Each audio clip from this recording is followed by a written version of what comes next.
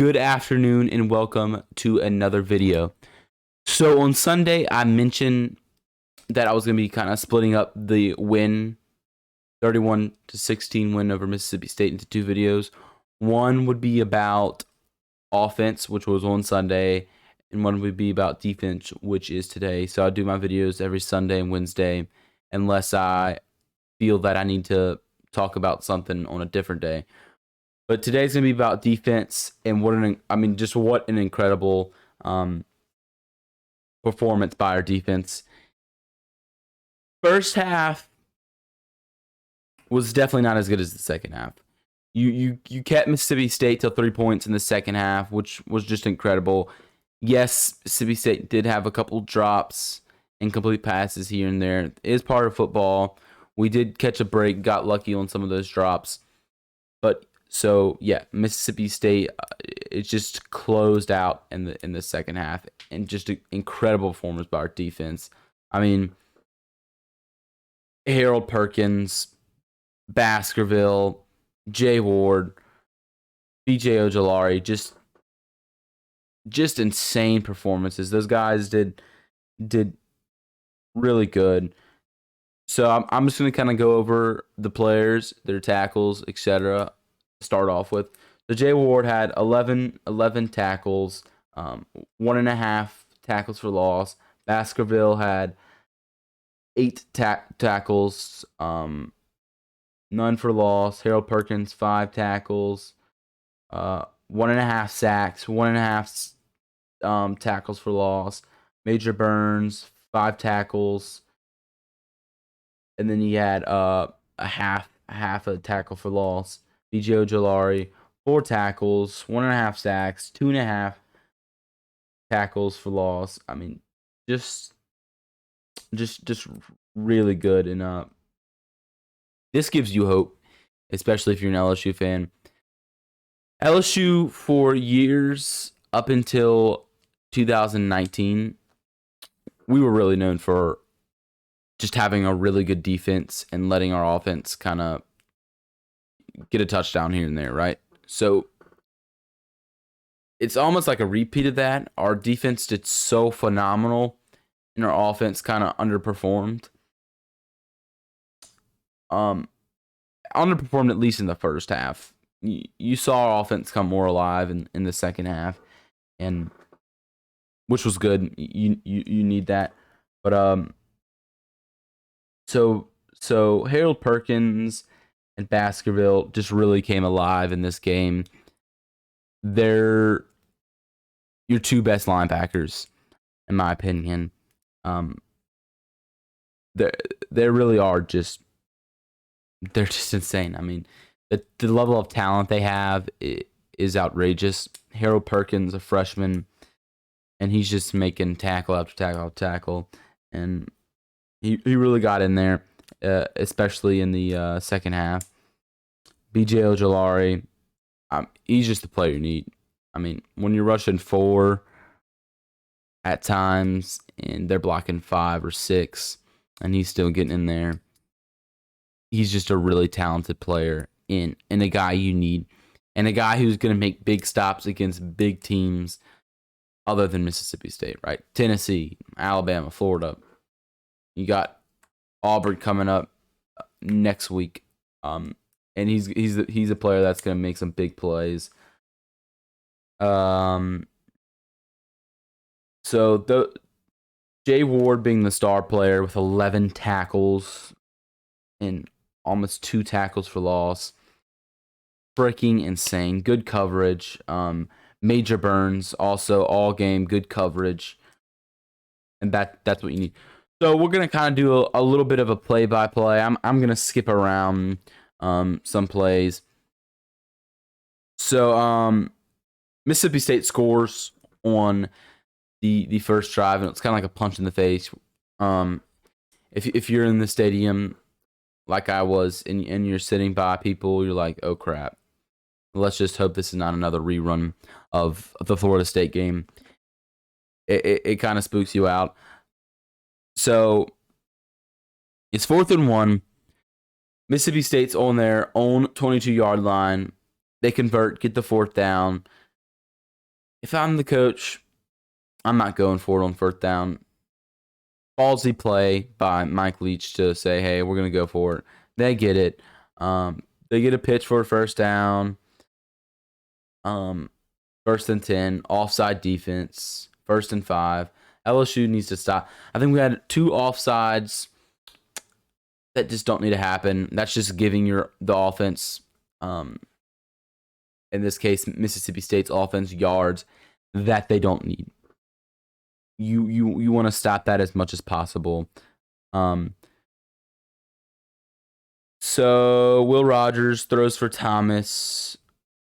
That's first down. And then a few plays later, you have number 7, the running back, Marks, 37-yard touchdown.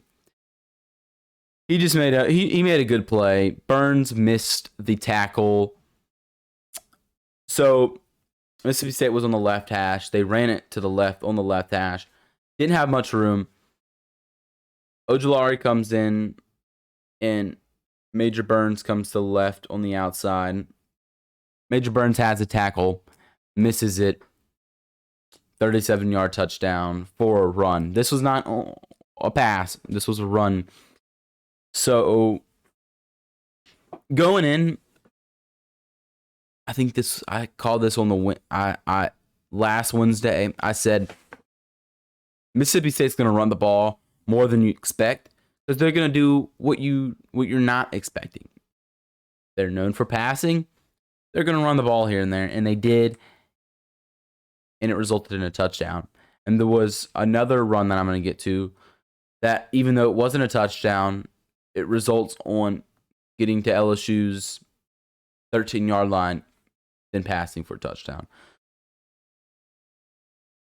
So LSU punts. The returner gets it. Gets a really good return. Emory Jones, an offensive lineman, a guy I knew went to school with. I mean, 6-something, 300-something pounds, just a huge guy. Makes a really athletic tackle to stop the returner from getting more yards. They have a couple plays. Then you have a sack by Ojulari. It's 3rd and 19. Mississippi State throws, almost gets the first down. So it's 4th and 1 after 3rd and 19. Mississippi State gets 18 yards on a pass. They say, okay, we're going to go for it again. 4th and 1. Let's try and get it. Wingo, along with someone else, I forget who, makes the stop. It's a turnover. LSU gets the ball back. They ended up punting again, but they get the ball back. And then Mississippi State gets the ball back after LSU punts. Really good coverage. Again, it's 4th and 1. Another 4th and 1 situation. Mississippi State decides to go for it. It's blown up by Wingo and Mike Jones. Again, I think they ran the ball. It was a tackle for loss. Wingo and Mike Jones both having the TFL together. LSU gets the ball back. You're kind of seeing the pattern. If LSU's offense can capitalize on their defense making incredible stops, we have a really good team. Not just a good team, but you're getting up there with Alabama. Like Alabama, and you're getting close. LSU is nowhere near Alabama this year. That's not what I'm saying. Definitely nowhere close right now. But your defense is giving you the ball back, telling you to score, and you're just not making it happen. So this was the fumble. So LSU gets the ball back. This was the fumble when it was like I think it was option play or what do you call it? I forget. I think it was so. I'm blanking out. Jane Daniels hands the ball to Williams. Too long. He's like, should I run with it or should I give it to Williams? He kind of goes in, fumbles the ball. Mississippi State gets the ball back. So Mississippi gets ball back. Rogers has a first down run. A couple plays later, it's 3rd and 10. Savion Jones comes in behind Rogers, gets the sack fumble. Mississippi State recovers, but it's 4th down, and they punt the ball to LSU. So, let's see. After LSU's drive, so Mississippi State gets the ball back. Marks, their running back, number 7, gets a first down run. Then they decide to throw a screen to their tight end. Jay Ward blows that up. Again, Jay Ward just having an incredible game. 1.5 tackles for loss. This was one of his tackles.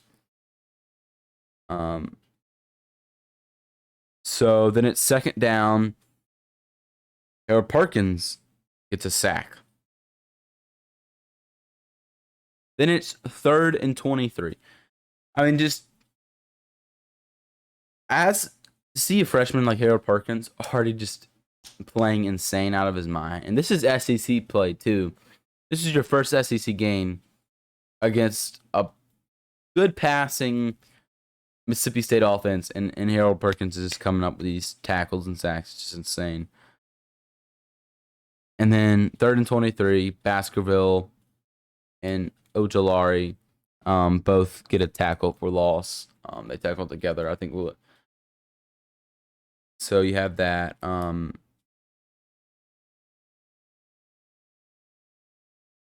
think LSU ends up. Is this when LSU finally scores? I can't remember. But Mississippi State gets the ball back. They have a good 26-yard return. I don't think this is LSU scored yet. So they stop LSU. They get the ball back. Yes, because LSU's punting. This was off a punt return. So LSU punts. And this is one of my main problems, and one thing I noticed throughout the game is special teams not being able to stop kick returns and punt returns. That is huge. Being able to stop a kick return or a punt return is huge. I mean,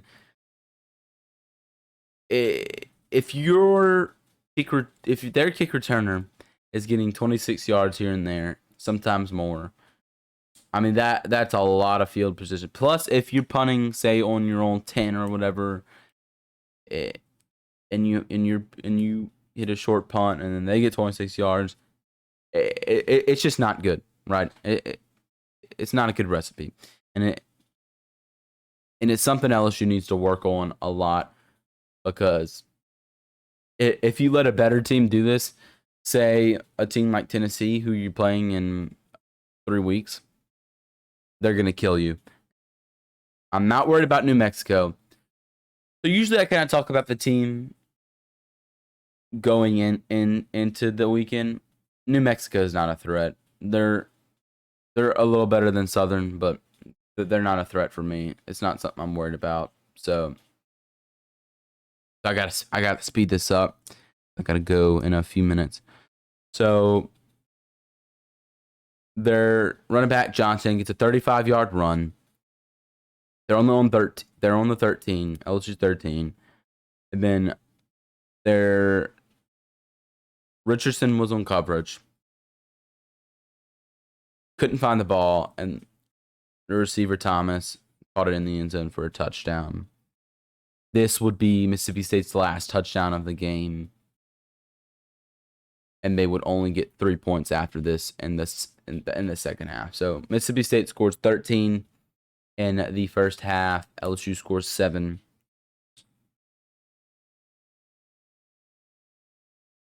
So I'm gonna kind of try to fly through this a little bit more since I have to go. But all in all, a really good first half for LSU defense.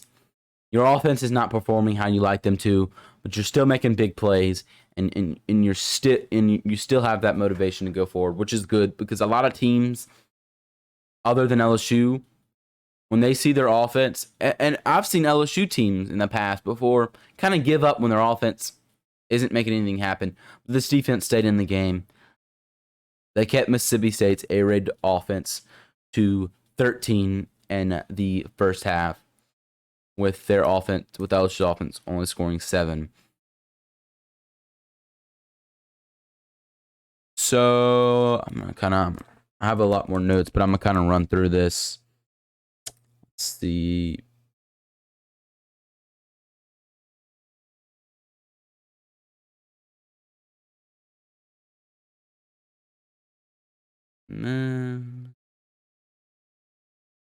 Sorry, just trying to look through this and making sure I'm touching on the best points. So Mississippi State got the ball back in the third quarter. First down. Harold Perkins gets another tackle. Then it's 2nd and 10.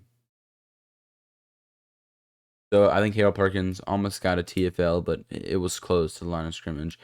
So it's 2nd and 10. You have a drop ball. I saw this throughout the game. There was one drop ball where Mississippi State's potentially had, a 10-yard pass plus 15 or 20 yards, but the receiver dropped it. A lot of lucky breaks by LSU. I don't want to undermine what our defense did, because our defense was incredible, but you still had a lot of lucky breaks here and there.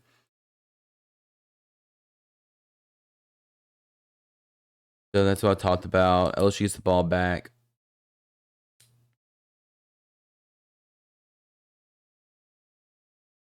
So this is where they got their field goal, and this is the last time they'll score. So it's 1st and 10. Penn, the linebacker, gets a tackle.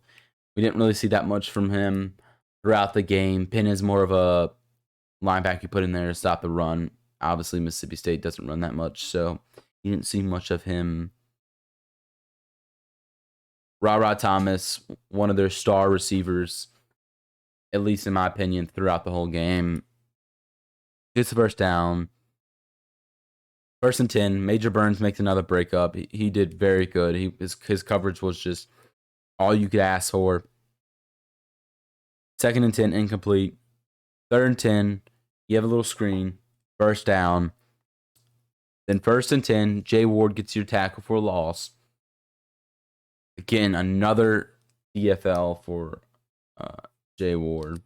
I think someone helped him on that tackle, but I mean, still, just he's so freaking good. I mean, he's just so freaking good. So Mississippi State does a pitch on 2nd and 11. Perkins and Baskerville bring him down. So on big pass offenses, what I'm noticing, so you're going to see a lot of Perkins and Baskerville on teams like Mississippi State that like to pass. You're going to see a lot of them when we play Tennessee in about 2 weeks. So, or a week and a half, really. They're just so freaking good on pass defense. Not only that, they're good at blitzing and getting in there and making your quarterback have to decide, or they're just going to come in and sack him. Then it's 3rd and 9. Ojulari sack. Mississippi State gets a field goal. That's the last time they'll score throughout the game. Throughout that, you have a lot of tackles here and there. You have TFLs, Davion Jones tackle, Burns coverage, Jay Ward coverage. A lot of them, LSU defense just playing to the peak. It was almost like a little roller coaster. And they just came up, and never really went down. Throughout the whole game, they just got better and better and better and better, and you saw them improve throughout the game. They started off good and they ended great. And that's what you really want to see. I'm so excited to see what our defense is able to do in the future, especially against teams like Tennessee. No. I always get Tennessee and Auburn mixed up. So we play Auburn in a week and a half. And I'm not really worried about Auburn. They're worse than Mississippi State in my opinion. I don't think there's anything got blown out by Penn State. There's nothing we need to worry about. So you have a stop. LSU gets the ball back. It's still, I think, 16-10 here. Then LSU kicks to Mississippi State. You have that muff punt. That is the turning point in the game. That's when LSU, that's another huge lucky break. Yes, you have it in football. It happened to LSU, but a really lucky break to get that ball back. Huge turning point in the game. LSU scores. Huge. You really needed that. Like I said, I'm not going to go through the whole play-by-play for the rest of the game. But like that 3 points that Mississippi State scored in the third quarter was the last time they'd scored on LSU. So LSU's defense coming up big in the first half, but even bigger in the second half. Played really good football. Everything you like to see in a defense. Going in to the season, I think the thing most people were worried about, especially me, was our defense. I was kind of like, okay, we have Jaden Daniels.